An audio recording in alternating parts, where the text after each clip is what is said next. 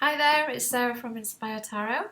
Welcome to the channel. I thought I'd do a little introduction for you because I've never been into tarot at all.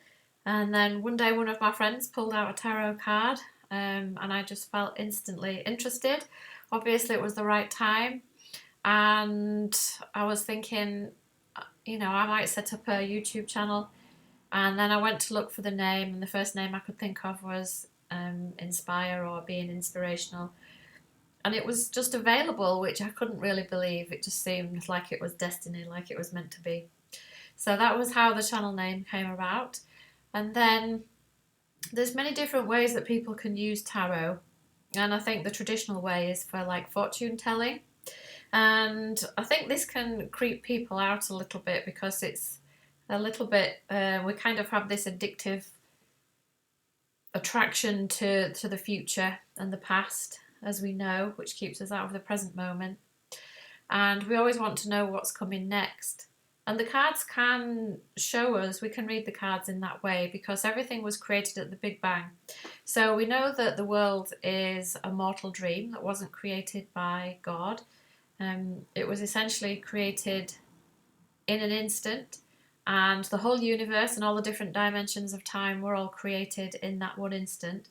So everything that's happened or ever will happen to anyone or anything has already been created, and we kind of cycle through it all through thought. So the physical world is a manifestation of dualistic thought or kind of ungodly thought, because God created oneness, created divine mind, not the finite mortal world. And our thought creates the physical universe and our experience. So any symbol or anything in the physical world can be used by the Holy Spirit to guide us.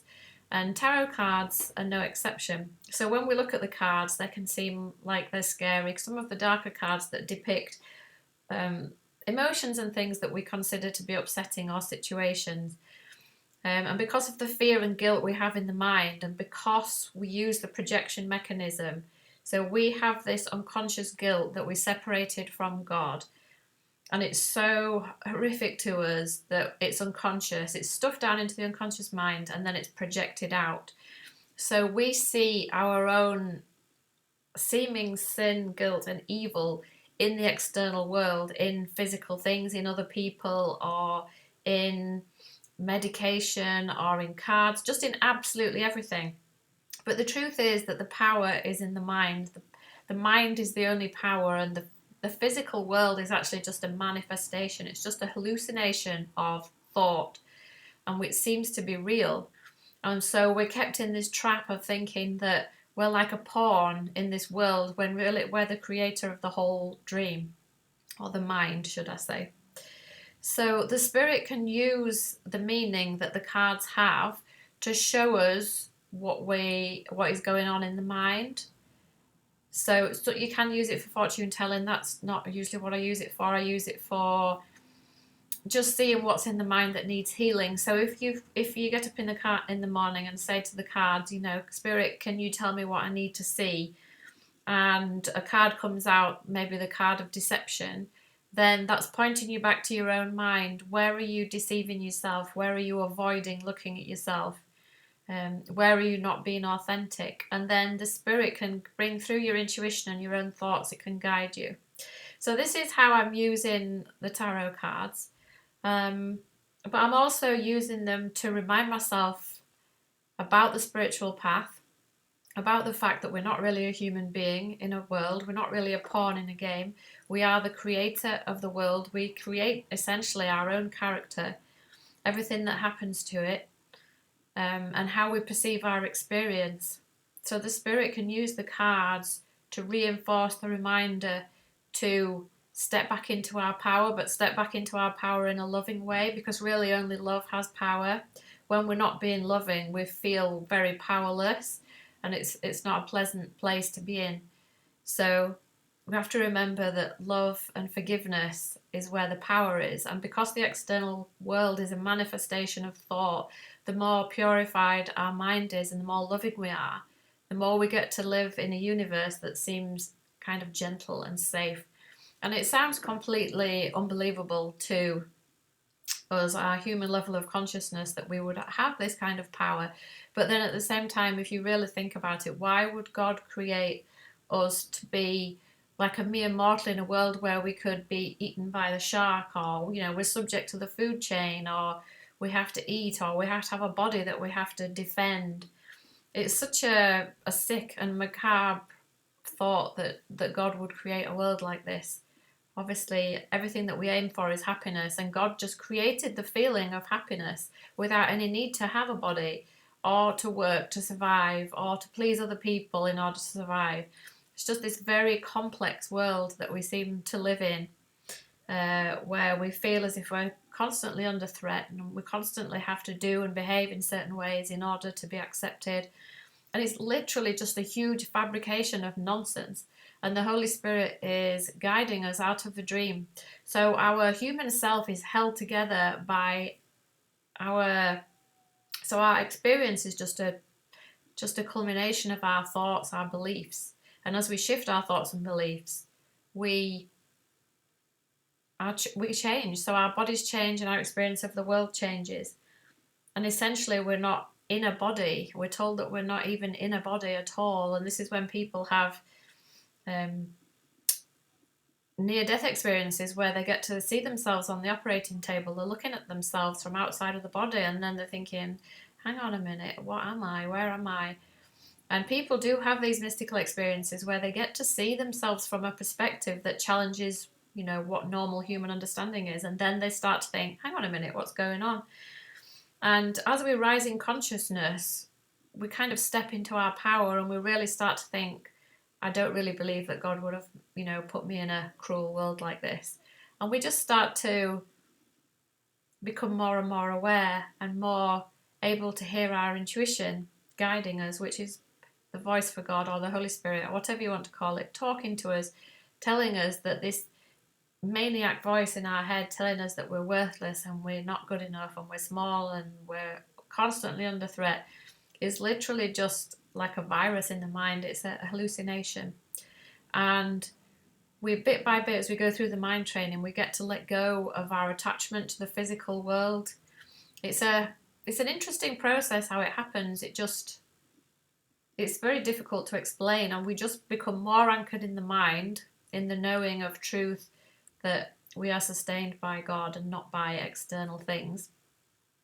We think we're sustained by food and medication and all these things, but really we're not. We're sustained by the mind, by love. God just created us as the mind.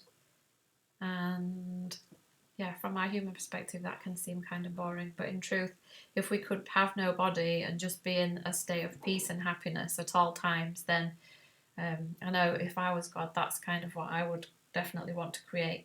But it seems so simple that we almost can't really understand it, or we can't relate to it. It seems boring. But yeah, so the whole process of healing the mind is an ongoing thing, and the spirit can reach us because everything is one dream and everything is unified at the mind level. We're all connected. The spirit can send messages to us via tarot cards, via the news, via things that people say to us, via thoughts that come into our head, via movies, music, by physical signs in the world. And it's up to us to interpret them. There's two voices in the mind. One is the ego and one is the spirit. And the spirit is using everything to undo the belief in fragmentation, to heal the mind, return it to its unified state and see everything as harmonious love. Whereas the ego is always trying to fragment everything in the world and turn everything seemingly against itself. For example, with, you know, creating different genders and things, it just keeps multiplying and creating more and more and more, and we then turn against each other. And it's really to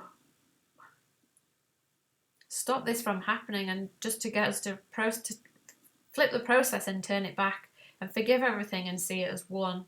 And as we do this inner work, because the world we experience is a dream, we get to see the benefit of it, and it's miraculous how it happens. It just kind of makes no sense to us, because from our human perspective, we only experience a very limited portion of what's happening, whereas the Holy Spirit knows exactly what's happening, knows that the script is written in the world. We think the world is live.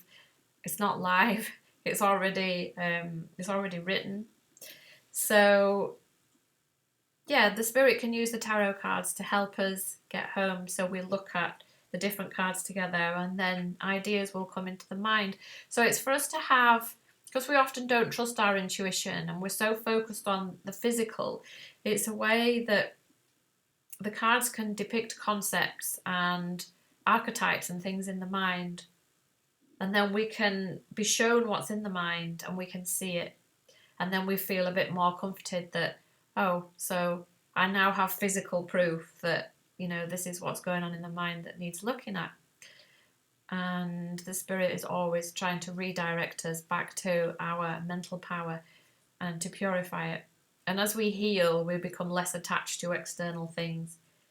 We know things will change and come and go, and there's no point attaching to and holding on to things in the physical world, because they can't sustain us and they never will, because they're literally just figments of our imagination. And our imagination is so powerful because God is powerful. So I hope that explains a little bit about the channel. It's essentially, I'm going to using the tarot cards for healing the mind and for redirecting myself and anyone else who listens back to the mind, back to the power of forgiveness and thinking with God. Okay, I love you all. Enjoy the videos. Bye.